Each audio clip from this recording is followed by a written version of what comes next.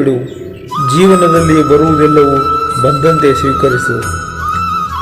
ಮನಸ್ಸಿಟ್ಟು ಕಲಿತ ಅಕ್ಷರ, ಮೈ ಬಗ್ಗಿಸಿ ದುಡಿದ ತಿನ್ನುವ ಅನ್ನ, ಕಷ್ಟಪಟ್ಟು ಗಳಿಸಿದ ಸಂಪಾದನೆ, ಇಷ್ಟದಿಂದ ಮಾಡುವ ದೈವಭಕ್ತಿ ಯಾರನ್ನೂ ಯಾವತ್ತೂ ಕೈ ಬಿಡುವುದಿಲ್ಲ.